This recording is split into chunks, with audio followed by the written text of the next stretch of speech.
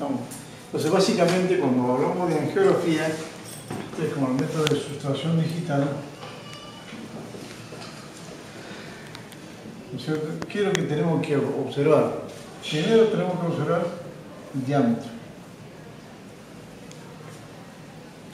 Porque cada arteria, cada segmento de la arteria tiene un diámetro. Entonces, como patología podemos encontrar este tipo de imágenes. Entiende que haya una estrechez de la arteria, ¿cierto? O puede ser que haya este tipo de imágenes acá. También es una estrechez. En este caso tenemos una estrechez de bordes regulares y esta es una estrechez de bordes irregulares. En este caso lo que estamos pensando generalmente que sea un problema teramatoso. ¿No? En este caso puede ser una patología fibromuscular. Entonces, ¿para qué nos sirve eso? Si nosotros tenemos este tipo de arteria, el tratamiento va a ser colocación de una angioplastía.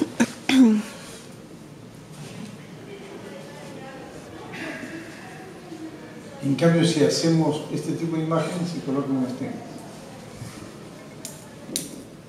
Entonces, mire qué importante es, cuando uno hace una arteriografía, ver qué tipo de patología es. Si es una malformación fibromuscular, le hago una angioplastía, y si es un problema de ateromatosis, le coloco un stent. ¿Entiendes? Un expansor. Entonces, para eso es lo que nos sirve la arteriografía. La otra cosa que tenemos que observar, dijimos acá el diámetro, las paredes de que estamos hablando. También tienen que saber ustedes, siempre cuando hablamos de diagnóstico, vamos a hablar un poquito de anatomía, otro poquito de fisiología, fisiopatología, no solamente de la imagen. ¿Ya? Entonces, veamos lo siguiente. Si hacemos un recuento de lo que corresponde a la anatomía, tenemos una fase arterial. ¿Quién tiene un plumón para este?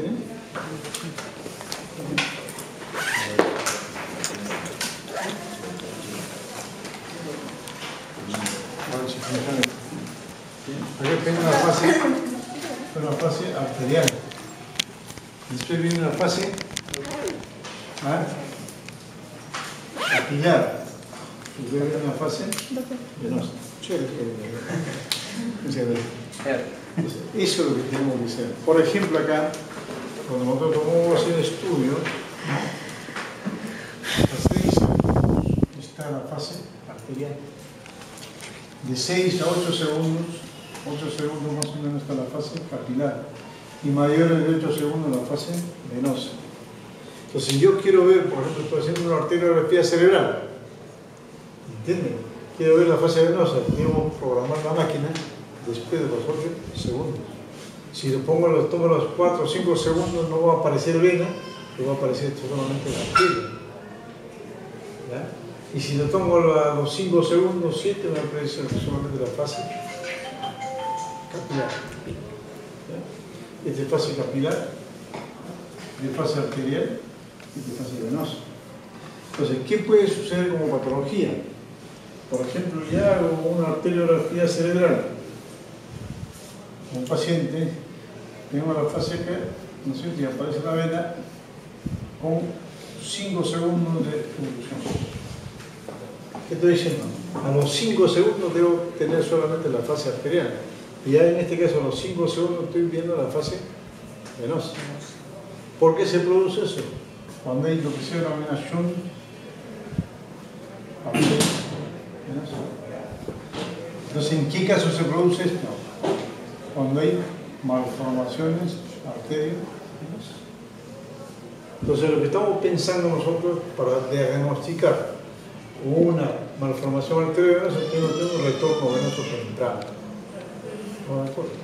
Y si a este paciente yo le tomo un control a los 10 segundos, todavía voy a ver, como se llama, la fase capilar y también la fase venosa.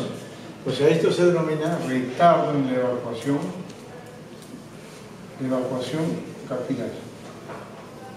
Entonces, para hacer una malformación arteriovenosa tiene que ser shunt arteriovenoso o retorno venoso temprano y un retardo en la evacuación capilar. Dos factores que tienen que coincidir para qué me corresponde el diagnóstico de malformación arteriovenosa. Y eso se ve en lo que corresponde a una arteriografía. ¿No? ¿Ya? ¿Entendieron o no? ¿No? ¿Quién dijo no? ¿Qué pasó? Cuando si aumenta la cantidad de llenado, o sea, los segundos. Hemos dicho el tiempo de exposición o tiempo de toma de placa radiográfica. Dijimos, a los 5 segundos debe estar solamente en la fase arterial. Entonces a los 5 segundos ya estoy viendo fase venosa. ¿Qué quiere decir? Que hay shunt arteriovenoso, hay puentes arteriovenosos. Entonces, teóricamente a los 10 segundos o más debo ver yo solamente fase venosa. Pero a los 10 segundos o más veo todavía fase capilar. ¿Qué quiere decir?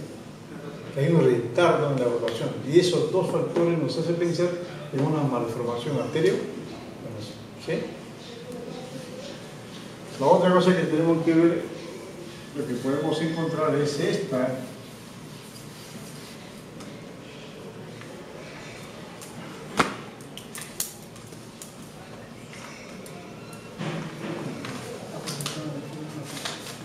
Podemos encontrar esta imagen acá,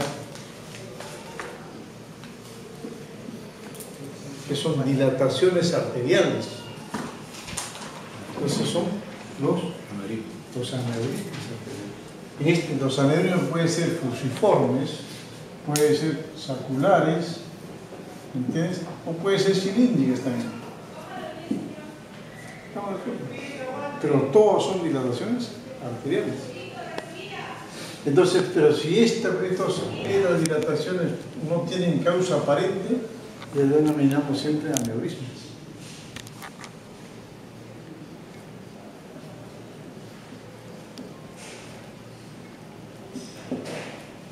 Pero si este paciente tuvo una lesión punzocortante o en el espejo, una lesión acá, la causa de esa dilatación viene a ser, la causa de esa lesión, hay una dilatación acá, ahí cambia la figura.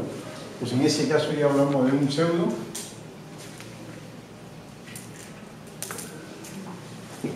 Ahí viene la pregunta, ¿cuáles son las capas de una arteria? ¿Te acuerdas o no? Una. Adventicia. Muscular. Adventicia. Muscular. Endotelio. El endotelio, la capa muscular, la capa. Sí. Y la elástica. Las tres capas. Las tres capas. Y en este caso, por ejemplo, están las tres capas comprometidas así. En cambio, en los pseudoaneurismas se ha roto una de ellas y la otra, porque uno o dos se ha roto y solamente queda una sola de esas. Eso se llama pseudoaneurisma, por lesión de eso. Entonces, cuando hablamos de pseudoaneurisma, quiere decir que su causa es traumática. Causa es una lesión. Que está comprometida no las tres capas de la arteria, sino solamente uno o dos capas de la arteria. ¿No? ¿Ya?